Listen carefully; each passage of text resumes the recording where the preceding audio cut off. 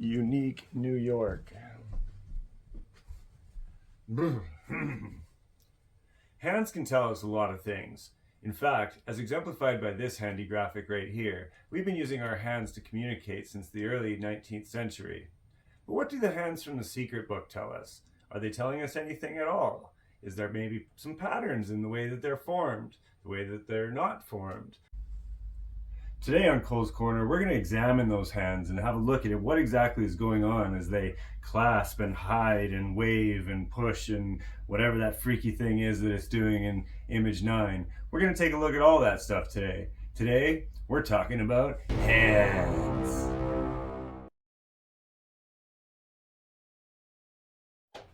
As I'm sure many of you are aware, the first hand ever put in a painting was done by a man named Maximanius Phacus back in June 768 BC.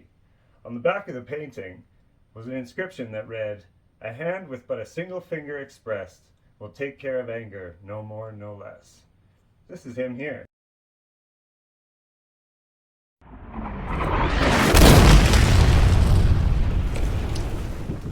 All right, welcome to the Secret Podcast and another edition of Cole's Corner. Today, of course, we're talking about the hands in the image. The theory of today's episode is that the hands in the images, the ones that have them, that is, they have instructions or they give clues in a sense. They're not just there because, as I said a long time ago, people have hands. We're going to talk about a little bit about Montreal, San Francisco. I'm going to talk a lot about Milwaukee. Over the last couple of days, I've been listening to old podcasts of yore, and I spent about 3 hours yesterday studying lawn bowling. Pardon me. And I want to give a big shout out to Sunday Sagati and everybody over there. Sorry, Sunday, I probably butchered your name, but and everybody doing their work on the anniversary hunt. It seems like a lot of really good ideas are starting to form over there, and it's really interesting to see kind of the evolution of that hunt in particular. There's some good image matching going on, a lot of work going on the verse. I know they're going to be doing a live stream here in the near future all about the verse. I'm hoping to maybe either attend that or at least, maybe send a pre-recorded video or just comment somewhere in there. That's a really good conversation, I think, that's going to take place. So as I mentioned before, we're talking about all the hands, and I want to just say one thing really quick, that this episode wasn't entirely my idea. In a really roundabout sort of way, this has been brewing for quite a while since one of the last live streams that had Chris Woodford and John Hardapy and George Ward, of course.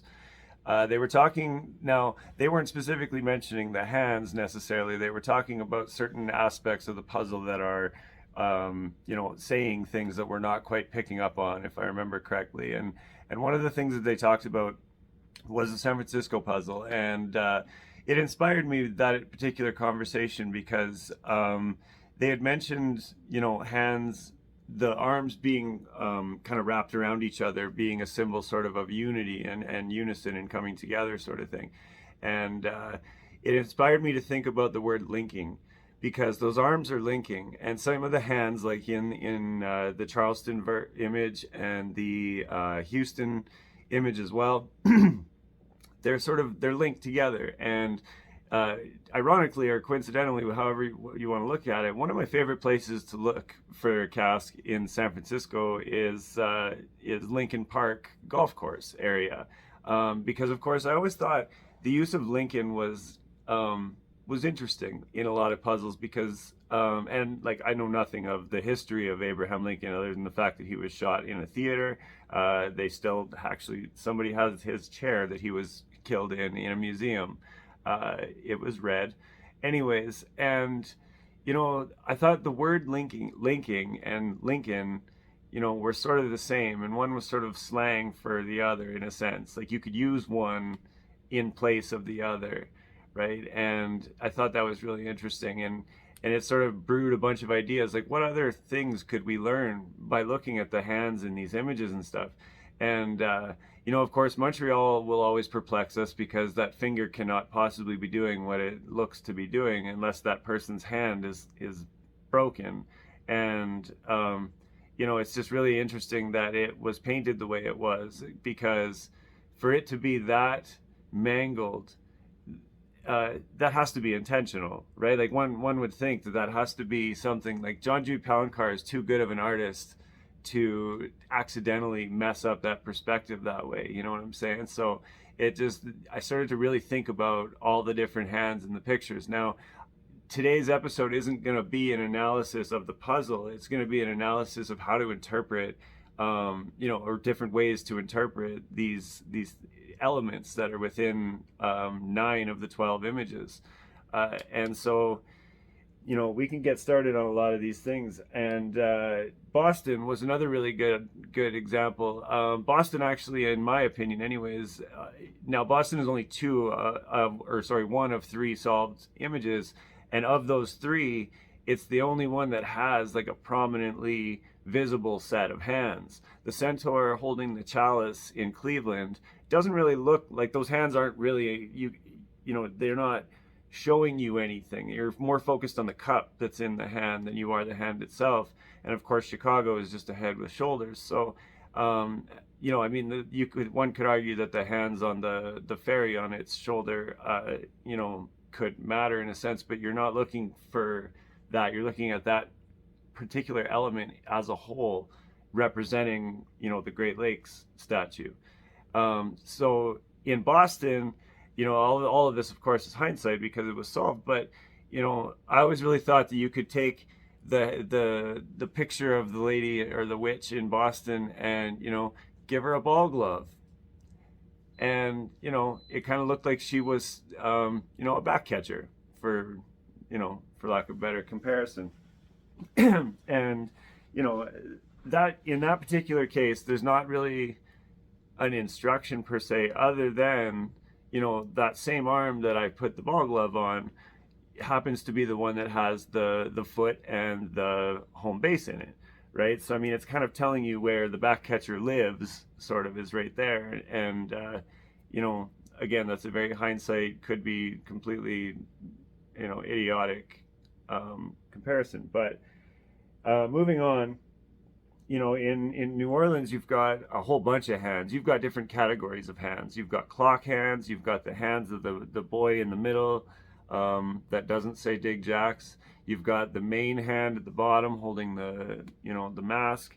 And these are all very interesting. I remember when people really started to work on, the Storyland kind of idea with these, or like the fairy tale sort of idea with New Orleans.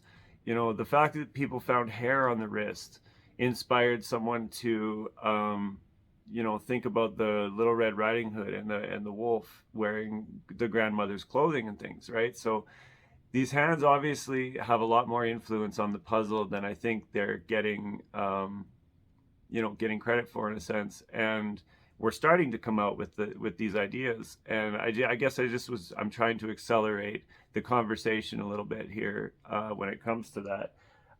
So, of course, Roanoke with, I don't know how much credence people give the gift giver, and I say that almost every episode that I mention them, but their post did inspire a lot of conversation in regards to Roanoke. The medieval scarecrow's hands seem to really matter. And there are several ways that they could. I mean, they said, in that post, there was this idea of adding something somewhere and taking something away from somewhere else. And I think a lot of people took that as, taking something from one side of the image and moving it to the other. One hand is quite open and the other is different, right? And so, those hands are showing us a lot of things in a number of ways, I guess. And that's what's making that particular one so complex and hard to kind of parse anything really valuable out of it. I think that with Roanoke especially, and actually moving on to Charleston. Charleston is interesting in the same way that San Francisco is, but in a different way. Like the hands are doing this sort of thing, and they are binding the two arms together. And so and then of course in the verse you've got the bar that binds.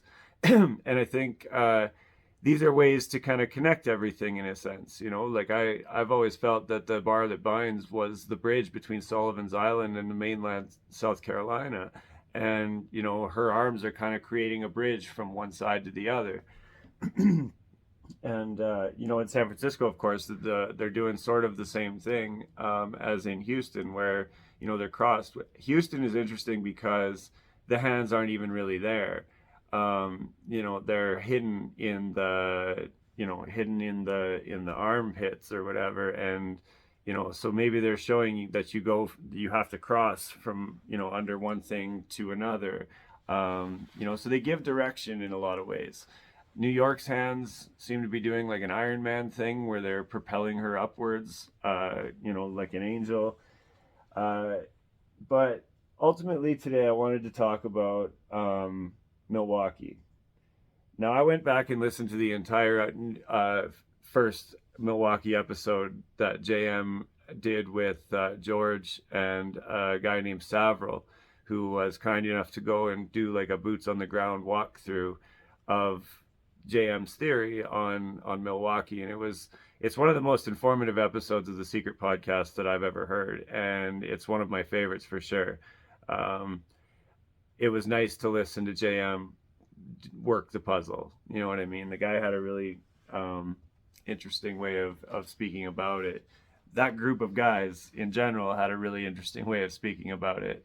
And so, as I said, I studied lawn bowling for a really long time. And I thought, you know, I read a theory once back in, I think, 2018 or 2019, where somebody had theorized that the cask had been at the bowling greens, the lawn bowling greens at Lake Park in Milwaukee. And if I'm remembering this correctly, they had, and I don't know if they still do, but somebody had theorized this because those red balls were actually like you could find them at the lawn bowling greens. And you know, I thought about it, and they talk a lot about juggling in the original episode of the podcast, and they talk a lot about how the hands seem to be juggling. And when you look at the original image, you know, yeah, when you see all those things in tandem in a circle like that with the hands sitting the way they are, it does indeed look like they're like she's juggling. And on that episode, they did an interesting thing. They said if you take away the things that, you know, they were talking about the rebus, the millstone, the key, and the walking stick. And they said, JM said, if you take away everything that doesn't matter to the rebus, you know, you're left with the millstone, the walking stick, and the keys. So hence Milwaukee. And while I was listening to that, I thought, what if, you know, you took it a step further and, you know, you take them balls away too? And JM does mention that, but not in the same sense that I'm thinking about it. I thought, what do those hands look like they're doing if you take those balls out of them? And so I did. And it really kind of looked like she was giving kind of a signal, right? And I thought, well, if it's lawn bowling, I had to actually look up and see if there were referees in lawn bowling. And I'm going to tell you what I learned about lawn bowling. So lawn bowling is a lot like if you took actual bowling and curling and you mix them together, right? As far as I can tell, the defending team, if you will, they throw out something called the jack, which is it's a yellow. In modern times, it's a yellow ball, yellow or white, and they throw it out into the middle of the field. And the offending team, if you will, the offensive side, has to bowl as close to that jack, that yellow or white ball, as they can within a certain round. I think there's 5 people to a team or something like that. So 5 bowling, they call them bowls, get thrown out at the jack at a time. And the signals, and so yes, there are referees in this game. There are officials, and they do give hand signals and stuff like that. They're very regulated about their hand signals. Like they can only give them at extremely specific times. And I'm not going to go into that right now, but when comparing a chart, I went through a couple charts, like this one, and then this one, and this one gave me the idea that she was giving a signal called bowl on the backhand. Okay, so the backhand is your non-dominant hand. And what this means is you take a shot with your dominant hand in such a way that your bowl rolls to the side of your non-dominant hand when hitting the jack, right? So in my case, because I'm right-handed, I would roll it with my right hand and do so in such a way that makes sure that it curves to my left and then curves back right, but hits the jack on the left-hand side. Okay, here's a fancy little graphic that I drew up to demonstrate. Now, in the original episode of the podcast, they did talk about hands a little bit. George mentions at 4604 that people had been finding at that time that hands on statues in parks were matching up with hands on the images. Now, of course, we can always speculate this is coincidence because hands generally just look like hands. JM mentions early in the episode that the hands are kind of pointing just in a certain way, or a weird sort of way, is what he says. And, they just kind of compare. So, if this is the case and it's in the lawn bowling green and this is the shape of the shot that she's signaling, perhaps this is the shape of our path. Maybe the hands are giving an actual signal saying go from X to Z in such a way, and this is how you'll get there, right? They take a walk, several walks down through the culvert and all that stuff, and they end up finding themselves in a bit of a loop during that episode. And JM found that once you find, I believe it was the Grand 200 that sort of pushed him to this point, but when you get to the top and you find that Mason's compass on the pole, you rotate 200 degrees to the south and you go and you're basically on this loop. And, once you get to the top, perhaps it changes, perhaps the path changes a little bit. And then we have these. A long time ago, people theorized that the hands in this image were doing the popular nursery rhyme, here's the church and here's the steeple, here's the steeple, you open all the doors and there's some people. And I dug into that a little bit. I went and looked at the etymology of that, or like the origins of that particular nursery rhyme, and I learned a couple of neat things. And I want to thank my friend Jason Olson out in New York land for kind of saving me on this one, because I was fitting to look kind of dumb. But anyways, this verse is here's the church verse is part of a little bit of a longer poem that was written, as far as I could find, like the early 1800s. Jason found an example of it from like the 1500s. So we're gonna go with that. This particular one was modernized in a sense and used in modern times as early as the 1800s, but it was written probably as early as the 1500s. Now, most nursery rhymes were written with a bit of a darkness to them, like the tales of the Brothers Grimm and Mother Goose and things like that. There's a little bit of darkness to them, but as far as I could tell, this particular one is born strictly out of innocence. At the time of its creation, Christianity was on a big push, and its architecture was as popular as its dogma. And it's an interesting little nursery rhyme, but I can't for the life of me figure out how that would apply to the secret image. Phoenix a long time ago came up with the idea that perhaps the hands are pointing to two different streets, right? You've got the leg eater as kind of a waypoint, and from that, it's pointing at two other streets that are along that block. And that makes a lot of sense. I mean, and again, it's a time or an example where the hands are not necessarily showing you the path, but kind of showing you how to take it, if you will. You know what I mean? Like, it's showing you in this case, it's saying potentially go from this leg eater, and you can either go to A Street, this one, or you can go to B Street, which is this one. I'm probably absolutely butchering Phoenix's theory here, and I apologize for that, but I'm kind of just paraphrasing for the sake of the hands, because I, the biggest perplexity with these hands is the fact that they're shaped so strangely. You know what I mean? I discovered recently on my brand new telephone, that I can remove objects from pictures, and that's how I did the red balls from the Milwaukee image.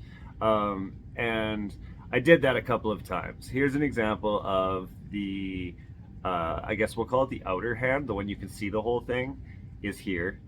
And then when I took that one away and just kind of, I tried many times to take that one away and just leave the mangled one, and it was very difficult. But these are my examples. Um, both hands are strange, but the one that's being covered is the one that's the strangest.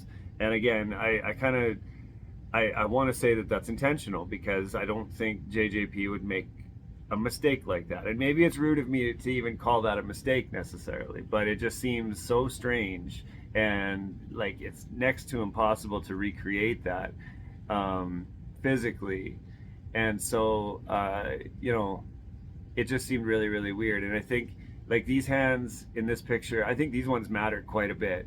Whether it's because, like Fenix said, it's pointing out some streets, or perhaps it's showing you can go from one way or the other. And what's interesting, sort of, is that when you look at the way that the pointers are crossed, the fingers that really seem to matter, when you look at the way that they're crossed, the right finger is pointing left and the left finger is pointing right.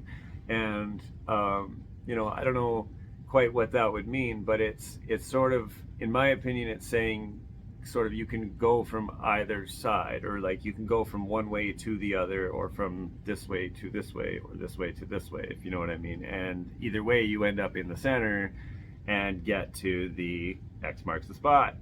So I guess theoretically there are two X's in the Montreal image.